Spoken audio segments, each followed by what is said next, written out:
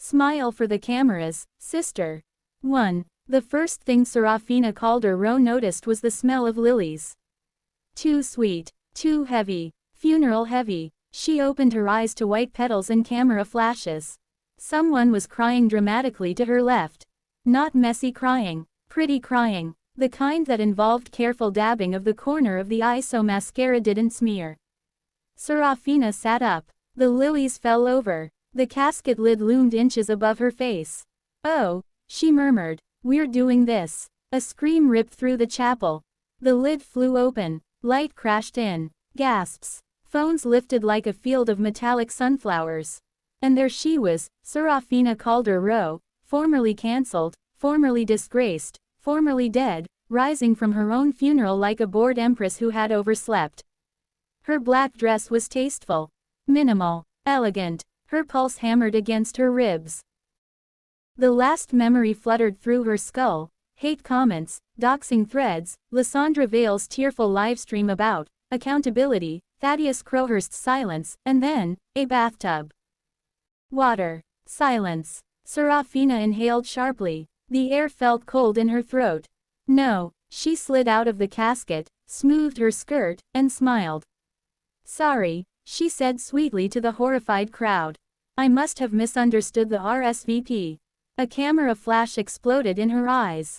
Across the aisle, Lysandra Vale stood frozen. Blonde curls arranged in deliberate imperfection. White dress for mourning. Pearls like innocence personified. Her lips trembled. Oh my God, Lysandra breathed. Seraphina, we thought. Apparently you thought wrong. Seraphina adjusted a stray curl. It happens. A murmur rippled. Thaddeus Crowhurst stood beside Lysandra in a navy suit worth a year's rent. His jaw tightened, calculating headlines before they formed. Seraphina's gaze slid over him like silk over glass. He looked the same. Good. Shall we? She gestured lightly toward the stunned priest. I hate to waste good lilies. 2. By the time the clip titled, Villainous Rises from Her Own Funeral hit 6 million views, Seraphina was in her apartment, barefoot on polished marble. Her phone buzzed without mercy. PR agencies offering representation. Threats. Laughing emojis. Marriage proposals. Her heart pounded in steady, furious rhythm. She walked to the bathroom. The tub gleamed. Her fingers brushed porcelain. Cold. Her chest tightened so suddenly she had to grip the counter. Water in her ears. The weight of it. Her breath came short. No. She straightened slowly. A small laugh slipped out. Cancel me, she murmured to her reflection. Cute. Her reflection stared back. Pale. Perfect. Furious. Let me show you professional narrative control. She opened her laptop. 3. The next morning, she went on live. No dramatic lighting. No makeup beyond tinted balm. She wore a soft gray sweater and tied her hair in a low knot. Comments flooded. Are you insane? This is a publicity stunt. Queen behavior. Go back to the grave. Seraphina leaned toward the camera. I suppose I owe everyone an explanation, she said calmly. First, I'd like to apologize. The comments froze. For not dying properly. Terribly inconvenient of me. A pause. Then laughter emojis. She tilted her head slightly. Grief is expensive. I hear the floral arrangements were stunning. I'll reimburse. Someone typed. Is this a joke? Seraphina blinked softly. Only partially. She let silence sit for 3 heartbeats. Last month, I was accused of manipulating charity funds. She folded her hands. Those accusations spread quickly. I went quiet. That was my mistake. Her fingers tapped the desk once. Silence looks like guilt when people are bored. She inhaled. I won't insult you with tears. I will, however, post receipts. She smiled. And if I'm guilty, I expect the internet to do what it does best. A pause. And if I'm not, she added gently, I'd like my life back. The stream ended. Her pulse trembled under her skin. Then she opened a folder. 4. 3 hours later, anonymous accounts began posting threads. Screenshots. Time-stamped transfers. Email chains. One detail in particular sparked interest. Lysandra Vale's poverty childhood timeline. Photographs of her at age 8 at a Swiss boarding school. Property records showing her father purchased a vineyard the same year she claimed to have lived in a one-room apartment. Inconsistencies. Small. Precise. Never directly accusing. Just. Curious. Seraphina sipped tea while the internet did what it did best. 5. At noon, her intercom buzzed. She opened the door to Ronan Hale. He did not smile. Tall. Dark coat. Eyes that looked like they'd seen too much and remembered it all. I don't recall inviting you, she said pleasantly. You staged your own funeral. And you came to critique the theatrics. He stepped inside without waiting. Her pulse jumped, then steadied. You're leaking veil inconsistencies, he said. She poured a second cup of tea. Are you thirsty? He didn't touch the cup. You're orchestrating this. She lifted her brows. Ronan Hale, the man who exposes corruption across 3 continents. And you're bothered by a few dates on a lifestyle influencer's timeline. His gaze didn't waver. Most people panic when cancelled. I tried that. It was tedious. His jaw tightened. She offered him the cup again. This time, he took it. Their fingers brushed. Heat. Brief. Electric. You think I fabricated documents? She asked softly. I think you're very good at making storms look natural. She smiled faintly. Flattery from you feels dangerous. He studied her face. You don't look scared. Her throat constricted unexpectedly. Water in her ears. Cold tile. She swallowed. I'm exhausted, she corrected. Silence stretched. His eyes flicked toward the bathroom door. Something flickered there. Not suspicion. Something sharper. Vale is protected, he said finally. Her family's network runs deep. Good, Seraphina replied. I prefer a challenge. His mouth twitched. Almost a smile. You're playing with fire. I sell fireproof curtains. He set the cup down. Send me what you have on the Vale Foundation. Her pulse skipped. Why would I? Because if you're going to set something ablaze, you'll want someone filming from the right angle. A slow grin curved her lips. Expose corruption date nights, Mr. Hale. He stared at her. Don't flirt. She leaned closer. I wasn't. He left first. She exhaled only when the door clicked shut. Her hands shook. She pressed them flat against the table until they stilled. Then she opened a new encrypted file. 6. The board luncheon was suffocatingly polite. Crystal glasses. Soft laughter. Perfume like a battlefield. Seraphina wore navy. Understated. She approached Mrs. Delaney first, wife of one of Thaddeus Crowhurst's board members. Mrs. Delaney, Seraphina said warmly. Your orchid gala last spring was exquisite. Mrs. Delaney blinked in surprise. Oh, thank you. The centerpieces were bold, Seraphina continued. Not everyone can carry that much purple without looking desperate. A pause. Then a laugh. Oh, you're wicked. Only selectively. Within 10 minutes, she was seated between 3 bored wives. Listening. Smiling. Collecting. I heard Lysandra's launching a rural relief fund, one woman whispered. Isn't that darling? Seraphina tilted her head. Yes. Especially since she's never been rural. Soft titters. Oh, but her childhood story, Swiss air must be rustic, Seraphina murmured. Laughter again. She didn't push. She never pushed. She let curiosity bloom like mold. By dessert, she had 2 phone numbers and 1 invitation to a weekend retreat. Her gratitude journal waited at home. She already knew which names would be inked tonight. 7. Ronan's article dropped 2 weeks later. Headline. The Vale Foundation's creative accounting, no mention of Seraphina. Just facts. Just numbers. Just enough to make regulators curious.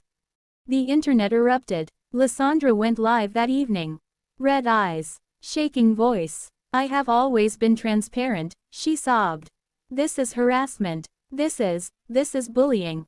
Seraphina watched from her couch. Her jaw clenched. Her chest felt tight in a way that wasn't quite anger.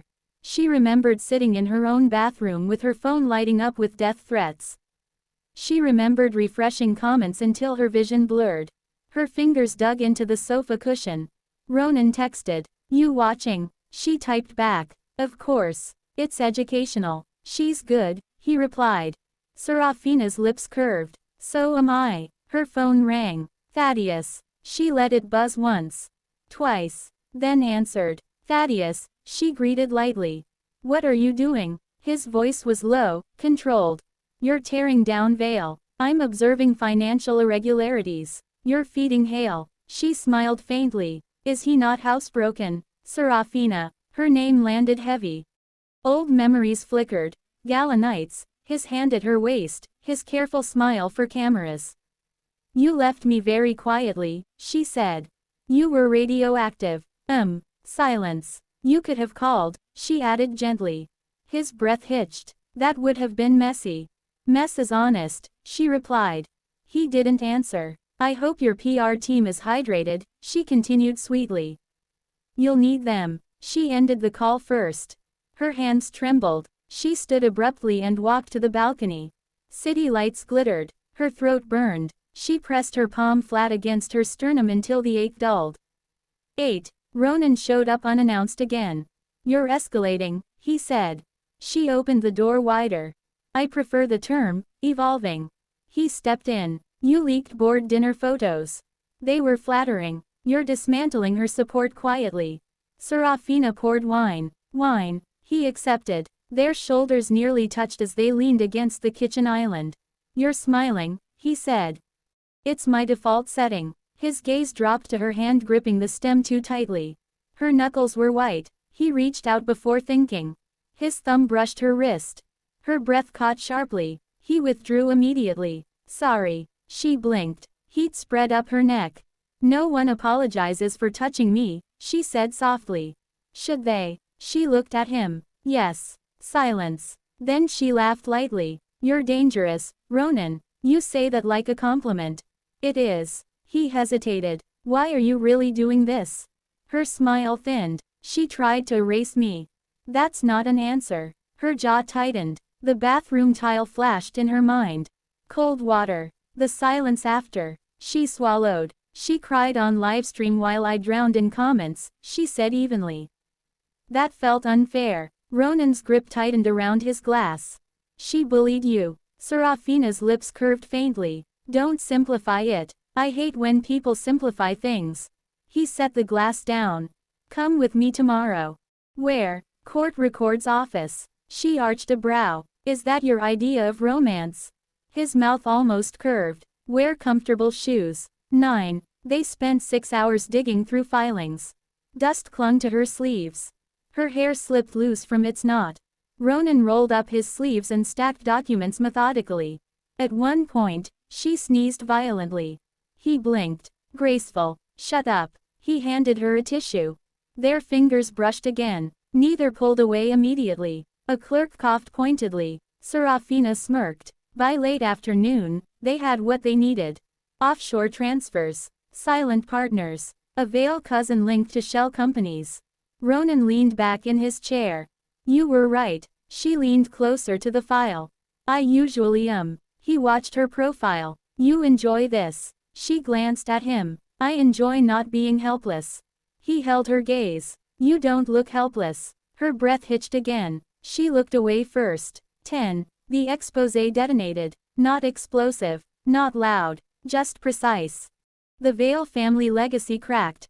Sponsors withdrew. Board members distanced themselves. Lysandra posted a handwritten apology with trembling hands. Seraphina sent flowers. White lilies. The card read, so sorry for your inconvenience. 11. 3 days later, Lysandra arrived at Seraphina's apartment.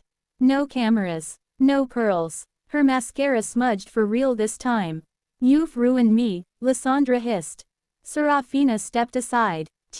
Stop smiling. Seraphina's lips softened slightly. It's habit. Lysandra paced. You fed Hale everything. I corrected misinformation. You hate me. Seraphina considered that. Her chest felt oddly hollow.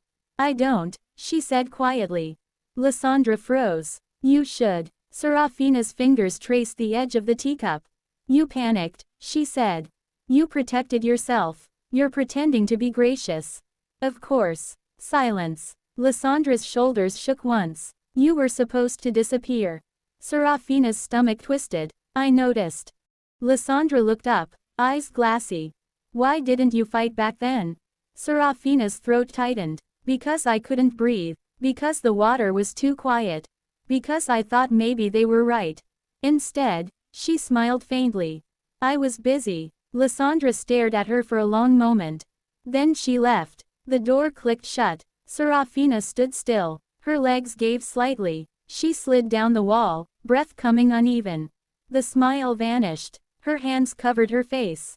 No tears fell. Just a shaky exhale. Footsteps approached. Ronan. He had been in the hallway. He crouched in front of her. She's gone. Seraphina dropped her hands. Her eyes were bright but dry. Did I overdo the lilies? She asked weakly. He huffed a short breath. Then, without asking, he pulled her into his chest. Her body went rigid. Then slowly, her fingers curled into his coat. His hand rested at the back of her head. Warm, solid. Her breath hitched against his shirt. He didn't speak. Neither did she. After a long moment, she leaned back slightly. You'll write about this too? She asked. Not this. She searched his face. Why? Some things aren't for headlines. Her lips trembled once before she steadied them. That's very unjournalistic. I'm off duty. She stared at him. Then, impulsively, she rose onto her toes and kissed him. It was not delicate. It was not practiced. Her fingers fisted in his coat. His breath caught sharply. He pulled her closer. The kiss deepened, wine and dust and something fierce beneath it. When they broke apart, both were breathing unevenly. You're reckless, he muttered. She smiled. I know. 6 months later, Seraphina Calder Rowe stood before a room of executives. Behind her, a screen displayed the logo of her new firm, Rowe Reputation Defense. She clasped her hands lightly. Scandal, she began, is rarely about truth. It's about narrative. The room leaned in. We don't erase mistakes, she continued. We contextualize them. Ronan watched from the back, arms folded. She met his gaze briefly. Heat flared in her chest. After the presentation, reporters swarmed. Ms. Rowe, do you regret how the Vale situation unfolded?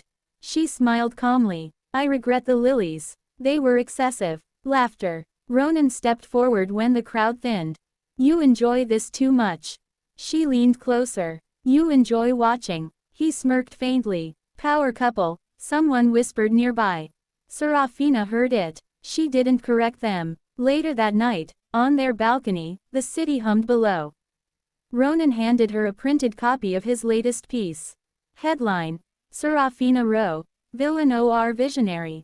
She scanned it. Facts. Receipts. Context. No pity. No sanctimony. Just the truth. Her throat tightened unexpectedly. You cleared my name, she murmured. I reported it. She laughed softly. Then she set the paper down and faced him. Interview me, she said.